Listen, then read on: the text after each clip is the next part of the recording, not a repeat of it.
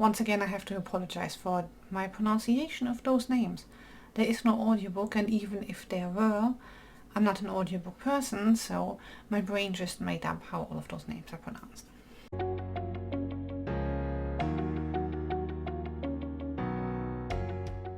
Hi folks, welcome back to my channel. I'm Kat, and today I would like to talk about Petition by Delilah Waan, the first book in the Resonance Crystal Legacy.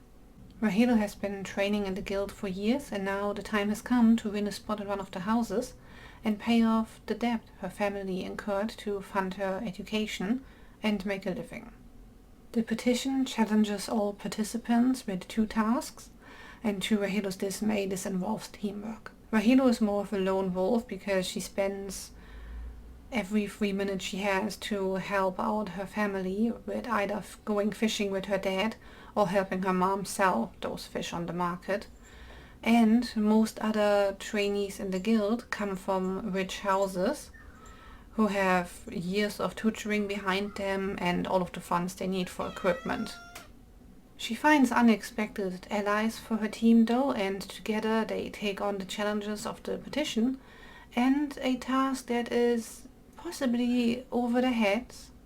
Characters first. Rahelu is stubborn, very used to doing things by herself, which makes it a bit harder for her to actually work in a team at points.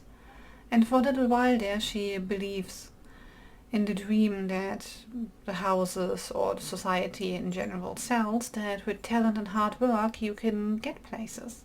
She also has this habit of like, oh, I really want this thing, but then keeps denying herself. It's only in regard to one other character. It's like, well, I understand the circumstances why she doesn't want to date this person, but on the other hand, she's clearly into this person, so yeah, Cleo is complaining too. Elaram and Gardon come from a house that is known for its opportunism, and the other houses are not so nice about it, but I quite like those characters. Gardon for all of the clothes he went through because of Rahelu, it's a thing. And Elaram because she's quite cheeky and she has no issues displaying the opportunism that her house is known for during those challenges. But it's never with evil intent, and I just liked her. Lorne, the other member of the team, is caring and generous, but a bit oblivious as to how it might make someone feel if you keep trying to pay for everything that they need, just because he grew up in obscene wealth. And towards the end you learn something about him that might make you feel rather sad for him. The world building in this is quite intricate and honestly made me wish I had this in paperback or hardcover instead, so I could easily flip to the map. If you have any sense of orientation, this might be less of a problem for you, but I have absolutely none.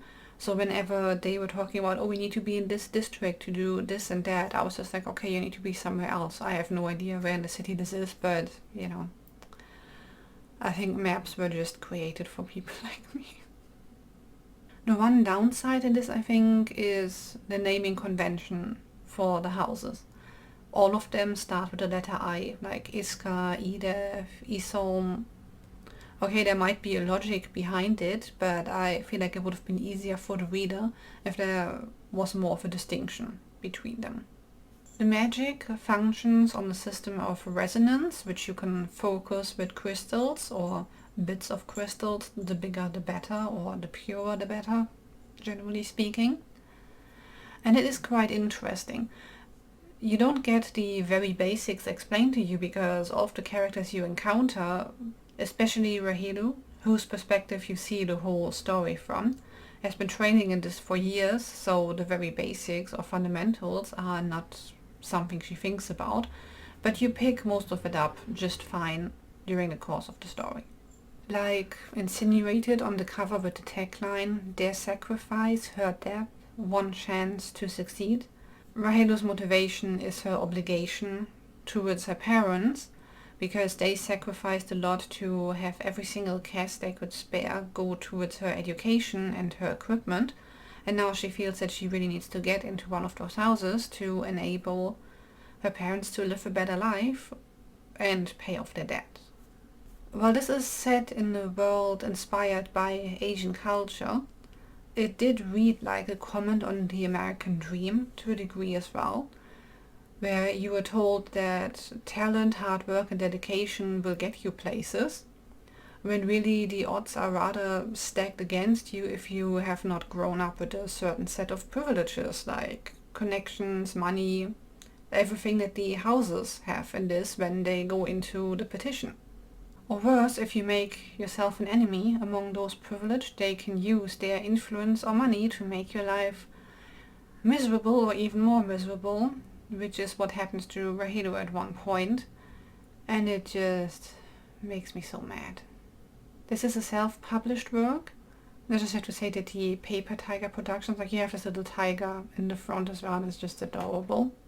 It's very clean for a self-published book. I didn't notice any formatting issues, any typos, nothing. The next book, Supplicant, is scheduled for early 2023, and I'm looking forward to it, although I'm not sure why this book is not titled Petitioner, because the stages that a trainee in the guild goes through if they manage to get to the next step is Petitioner, Supplicant, Dedicate. So I imagine the third book will be called Dedicate.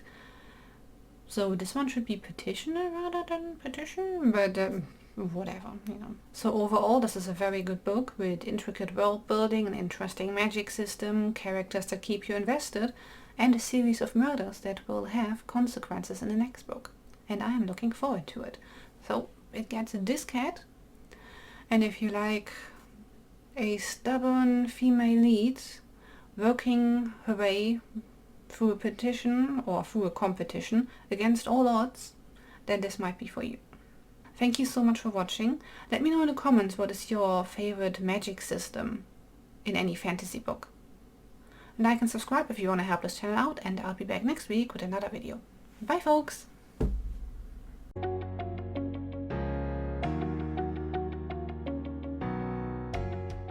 For equipment. Yes? Yeah, I know. You would quite like to be outside, but it's getting too hot today, Cleo. No, it's safer for you inside. I'm sorry. Yeah, I know.